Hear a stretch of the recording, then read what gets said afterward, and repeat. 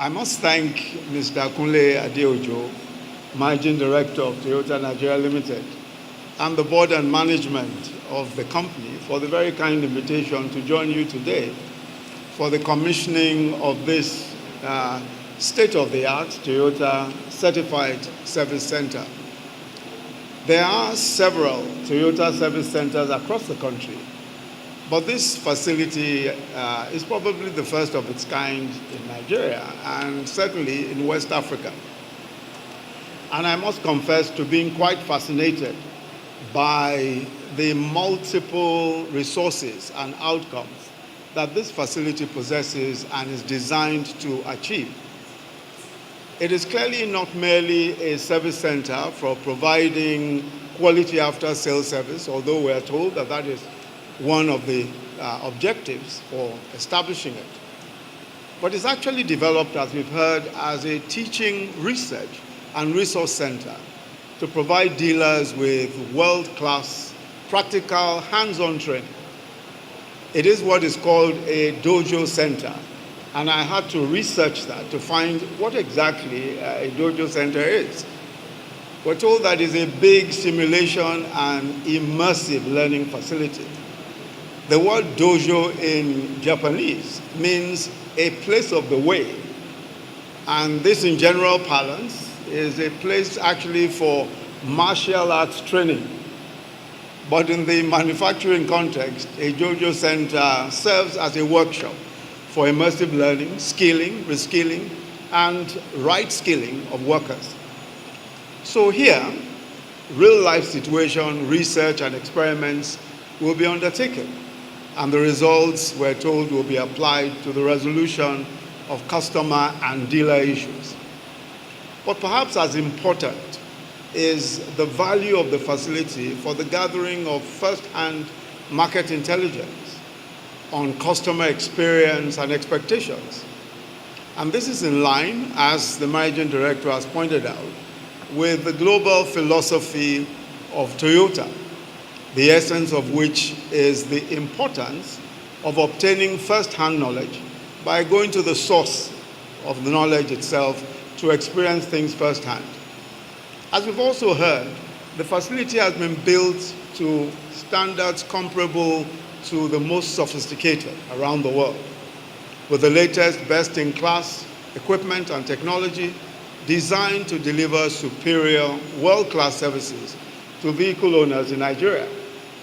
So I think Toyota Nigeria Limited deserves commendation for its focus on capacity development in the automotive industry.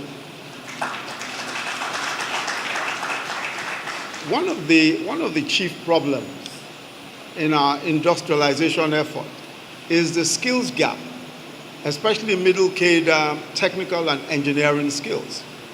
So an intentional and aggressive public and private sector synergy in developing this type of capacity is crucial. Our work, that is the work of the federal government with the private sector, at the Nigeria Industrial Policy and Competitiveness Advisory Council, has underscored and honed this particular approach. Also recently, the President launched the Investing in Digital and Creative Enterprises program, IDIVES, which is an over $600 million AFDB-supported program that will provide assistance to young technology and creative sector entrepreneurs through the provision of finance, skills development, and infrastructure. This year also, the Nigeria Jubilee Fellows Program will begin. And this means that every year under the program, 20,000 graduates after their youth service will be given fully paid internships that will last for 12 months in reputable private and public sector organizations across the country, such as Toyota Nigeria Limited. But it will be fully paid for by the federal government. There will be, the idea of course is that this will be one program where participants can gain relevant career and life skills that will enable them transition seamlessly into the professional, business, or public sector along the way. The program will last for 5 years, and as I've said, is funded by the federal government and the UNDP, as well as the EU. I think it's important to restate that the federal government has committed itself to partnering with the private sector, recognizing that the private sector is better equipped and resourced to lead the development of the economy. And this position is at the heart of our new medium-term National Development Plan, 2021 to 2025, which, as you know, was launched 2 months ago. The plan envisages an investment commitment in the order of 348 trillion naira, and the private sector is expected to invest 298 trillion naira, which is about 86% of the projected investments. So clearly, this means that government must create the most conducive environment for private enterprises in Nigeria. And I'm sure you've heard this over and over again, but I must say that it is now absolutely existential for our economy to provide the circumstances, the best circumstances for our private sector to thrive. And the President has, by several directives, approvals, and executive orders, set in motion, and in many cases with the private sector, with the collaboration of the private sector, the most aggressive drive yet for appropriate infrastructure, power, roads, rail, and broadband connectivity, yet in the history of our country. This includes ensuring that our ports work smoothly for trade purposes, building new port complexes, redredging of existing but disused ports, and ensuring that government regulators facilitate rather than hinder business operations. As you know, this sort of work cannot be done overnight, no question at all, because of where we're coming from. So we consider this an imperative, and we think that it is something that requires not just government effort, but also the support of the private sector in achieving.